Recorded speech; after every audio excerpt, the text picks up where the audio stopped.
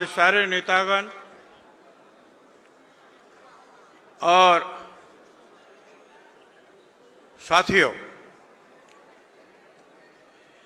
बहुत सारी बातें आपके सामने हमारे नेताओं ने पहले ही कही है। समय की भी काफी कमी है, इसलिए कुछ चंद लफ्जों में मैं अपनी बात रखना चाहूंगा। ये तो सभी जानते हैं कि इस देश में क्या चला है। थोड़ी शांति रखें। अब कुछ कहना है तो ये भी है कि आप तो सुन रहे हैं और वो भी सुन रहे हैं। जैसे कुछ कह दिया तो ईडी की बीड़ी लग गई। तो देश भर में जो है एक भय का वातावरण है कि बोले तो क्या बोले भाई, सभी लोग तो तकलीफ में हैं। रोजाना किसी ना किसी के ऊपर इसकी रेड, उसकी रेड, उसकी रेड, रेड ही रेड है। कहा था उन्होंने हम हर खिस्से में 15 लाख रुपया देंगे, 4 करोड़ बेरोजगारों को हर साल नौकरियां देंगे, जितने भी किसान हैं उनकी आमदनी दुगुना होगी, सबको घर मिलेंगे, सबको बिजली मिलेंगे, सबको ये मिलेगा वो मिलेगा, सब कुछ मिल गया। कितनी शांति है सारे देश में, जय जयकार हो रही है, सब कुछ मिल गया। कहां गया ये सब? ये तो सही बात है कि भाई 5 सालों में नहीं होगा, फिर से कम थोड़ा बहुत तो कुछ हो, मगर हम जो है जो था वो भी गंवा बैठे हैं। अब तो कहने की बात यह है कि भाई हमको वो आपके अच्छे दिन नहीं चाहिए, जैसे भी थे वही दिन हमको लौटा दे तो बहुत काफी अच्छा है। क्या कर,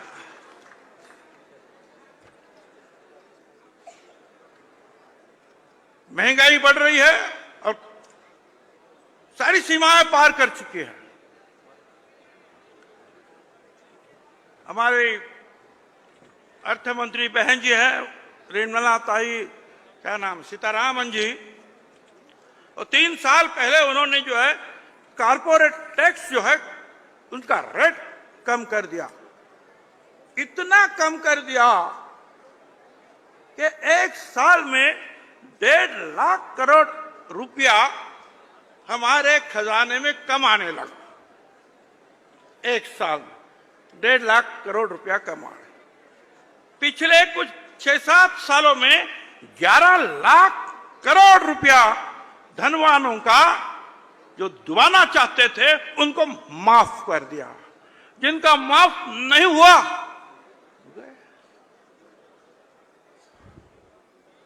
एक ने बहुत अच्छा किया।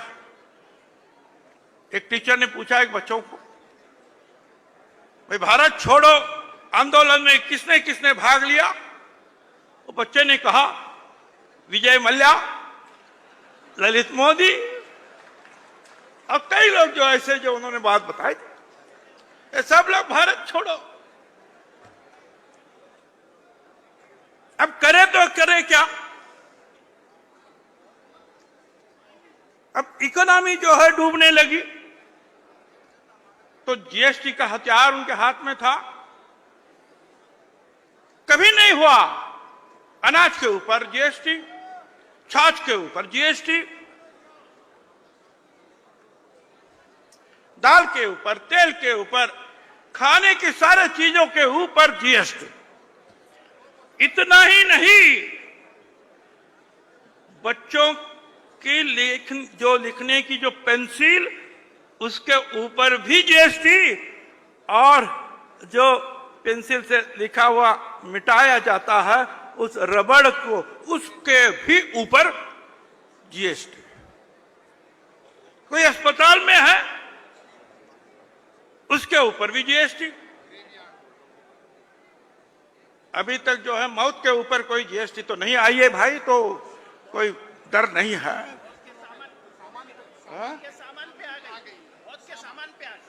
हाँ हाँ हाँ, अच्छा, मौत के ऊपर नहीं, मर मौत को जो है अगर दफन करना है या तो जलाना है तो उसके ऊपर भी बच्चों के लिए बोला।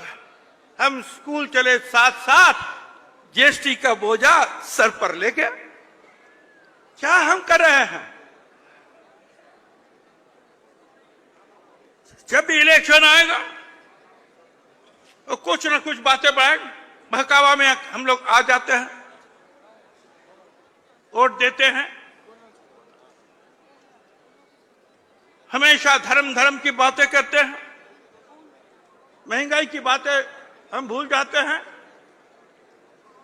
हम पवार साहब और आपसे यही कहना चाहेंगे, बहुत रंजिश है यहां के लोगों के दरमियान, बहुत रंजिश है यहां के लोगों के दरमियान।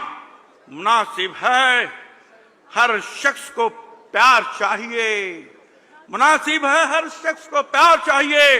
बहुत ऊंची है यहां मजहबों की दीवारें, बहुत ऊंची है यहां मजहबों की धर्मों की दीवारें। इसे गिराने के लिए एकता का हथियार चाहिए और पवार साहब उस हथियार को बनाने के लिए आपका नेतृत्व चाहिए।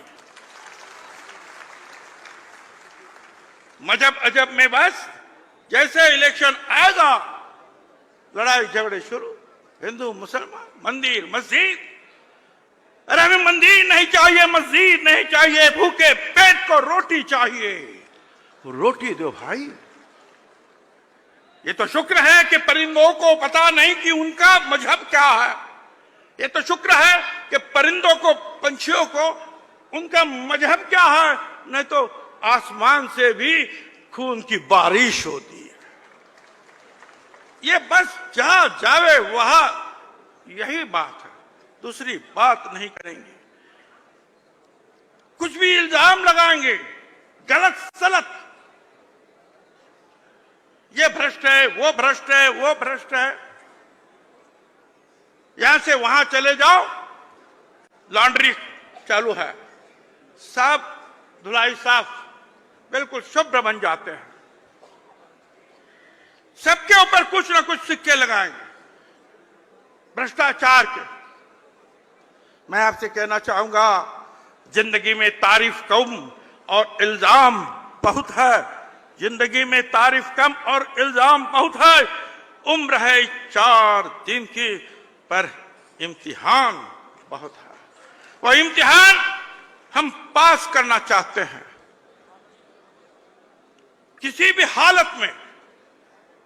ये महंगाई, ये आपस के झगड़े,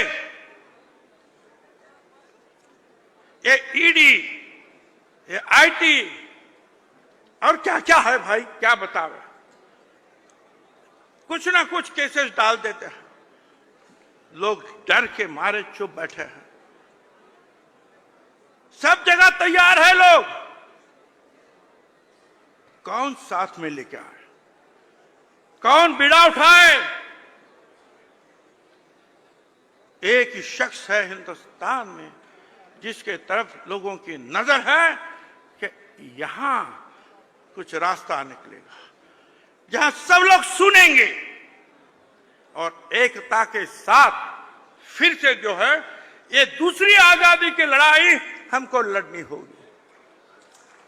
अभी जो है 75वां साल हुआ अमृत महोत्सव, ये तो अच्छा है भाई।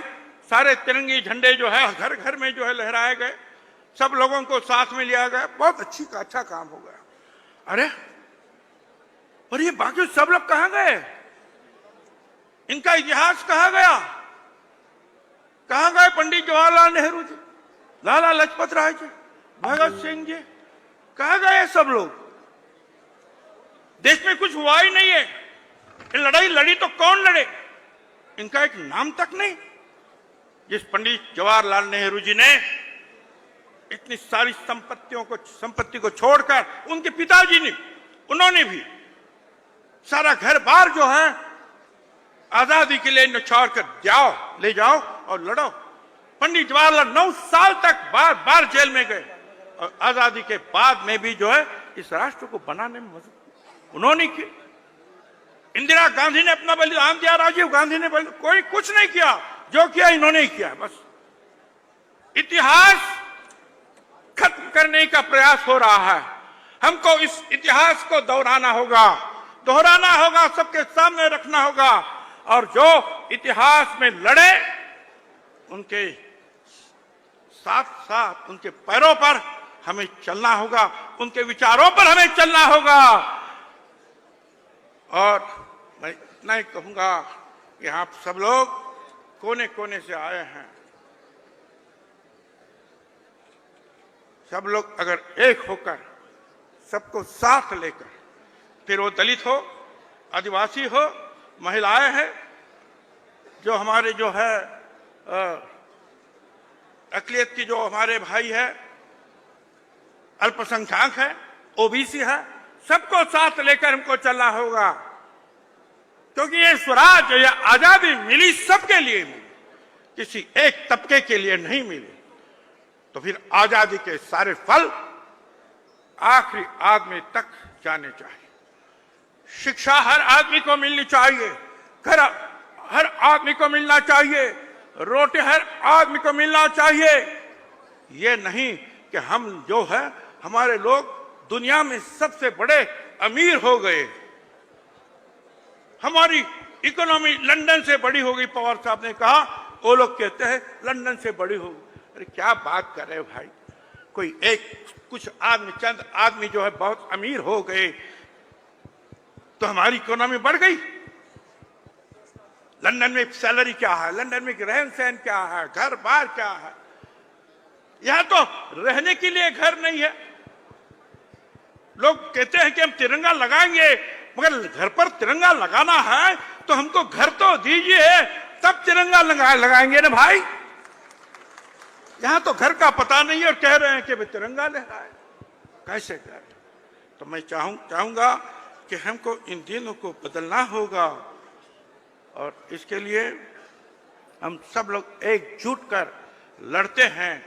हमारा ये सौभाग्य है कि साहब जैसे जो है नेतृत्व उनका हमें मिला है, उस नेतृत्व को सारा देश आज देख रहा है।